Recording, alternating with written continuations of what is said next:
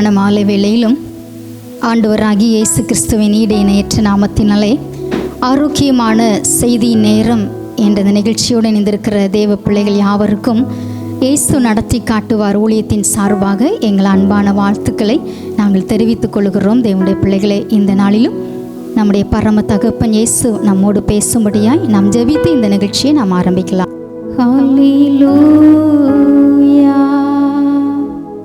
அன்பான நேசரே, அழகான நேசரே, அன்பான நேசரே, அழகான நேசரே, உம்மோடு நான் இணைந்திருப்பேனே, உம்மோடு நான் இணைந்திருப்பேனே.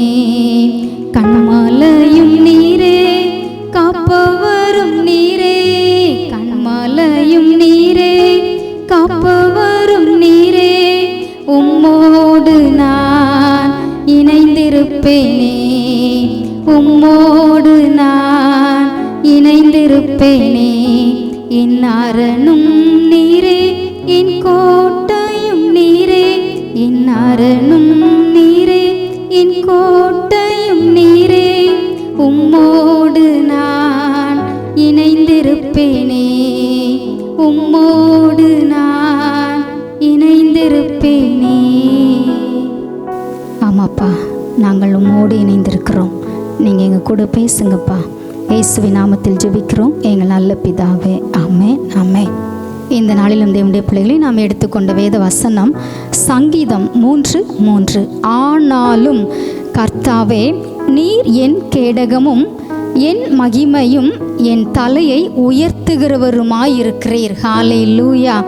ஆம் தேவனுடைய பிள்ளைகளே, அன்றைக்கு தாவீது ராஜாவை பார்த்தீங்கன்னா தன்னுடைய குமாரன் அப்சலோமுக்கு தப்பி ஓடி போகையிலே இந்த சங்கீதத்தை அவர் பாடுகிறார். தேவனுடைய பிள்ளைகளே, முதல் 2 வசனத்திலே தாவீது ராஜா சொல்கிறாங்க, கர்த்தாவே, என் சத்துருக்கள் எவ்வளவாய் பெருகி இருக்கிறார்கள், எனக்கு விரோதமாய் எழும்புகிறவர்கள் அநேகர், தேவனிடத்திலே அவனுக்கு ரட்சிப்பு இல்லை என்று என் ஆத்துமாவை குறித்து சொல்லுகிறவர்கள் அநேகராய் இருக்கிறார்கள் என்று சொல்லிவிட்டு 3ஆம் வசனத்திலே தாவீது ராஜா சொல்கிறாங்க பாருங்க, ஆனாலும் கர்த்தாவே, நீர் என் கேடகமும் என் மகிமையும் என் தலையை உயர்த்துகிறவருமாயிருக்கிறீர். ஹல்லேலூயா.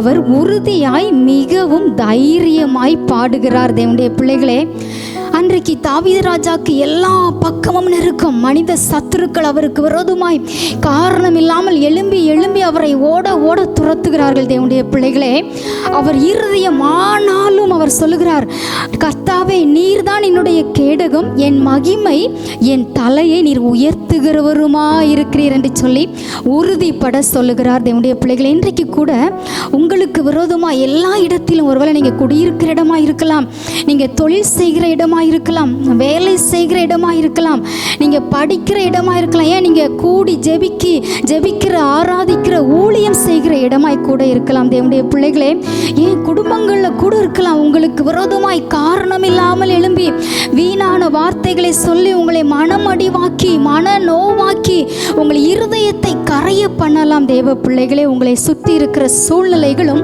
மனிதர்களும். ஆனால் நீங்க ஒரு நாள் கூட கவலைப்படாதீங்க, கலங்காதீங்க, பயப்படாதீங்க.